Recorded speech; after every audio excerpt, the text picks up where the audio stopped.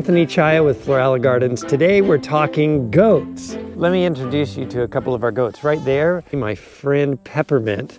Peppermint is such a sweet goat. Aren't you, Peppermint? Peppermint here is a real friendly goat that loves to come close to me. This one is Cherry, and Cherry was Maria's first bottle baby goat. She fed this goat in the middle of the night with a bottle, and Cherry actually has a little baby, Billy, right over here. He's already been sold, and so half the money has been deposited for him, and we're keeping him until he's weaned. We handle him and we pet him, so the new owner will have a really friendly Billy. You can get right, Peppermint? You can get 1 to 2 babies from one of these small goats. Right now we're averaging just about 1. Our mothers are pretty young and they don't take them for granted. And so I've got, who do I have here? I have Airy rubbing on my boot. Hi, Airy. Airy is a name that's short for Arizona. And that's because we had another goat that was calico and we named it Callie. And we got it at the same time as Airy, and we didn't know what to name Airy, and Airy's kind of this sandy color. So we named one Callie, and that was really for calico, but we thought, well, that's kind of like California, so let's name one Airy.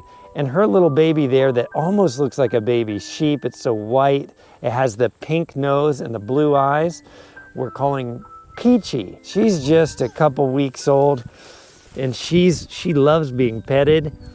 She's just a sweet one. Goats actually do eat down grass and other things. Coconut here is our best eater on the farm. She can eat 2 or 3 goats worth. She was the first animal we had on this farm. She's a little different than the rest. She's actually a pygmy instead of a Nigerian dwarf. She was disbudded. That means that the area that her horns were going to grow out of were intentionally seared when she was just a few days old, so she doesn't have any horns. She has these little wattles on the side here. She loves being petted, and this is actually one of her babies who has such soft fur. I wish you could feel it. And her daughter here, Hazy, which is short for Hazel, and she's half Nigerian, half pygmy. She was so treasured by my daughter that her father, the Billy, was the one that was sold rather than her. That way we don't end up with crossbreeding. Now this one over here is Bubbles, and Bubbles is the one that's having trouble right now. She's the one that cannot figure out how to get her head out from between here, and she loves the grass that's outside. And this one's Merino, but he's not a goat. Why don't we call Merino over there? She also has a tendency to push instead of pull. It's hard because she fights us too when we try to put her back in. And when we do that, then she'll pull and get out. She just keeps doing it. So that's Bubbles. She keeps things bubbly. This one's name is Noelle.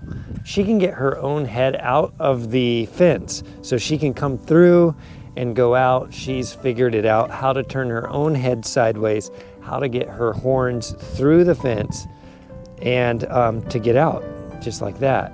This one's Holly. She's the tallest of our goats. She's got a big head too, and she can figure out how to get out. This one's Jingle. Jingle looks a lot like Hazy, Coconut's baby. Now this little guy here, this fuzzy guy here, he's actually what we call a wether. He was born as a Billy, but he was essentially castrated. And wethers have an even temperament, and they can mix really well with other goats. He is just the funniest goat. He loves his head to be scratched, and he'll wobble his head all over the place. So his name is Bucky. He has that tuft of hair coming right off of the forehead. He's just a character that we really enjoy having. They've been raised from little babies. They're not afraid of you. In fact, they look forward to seeing you. And so they become a wonderful pet.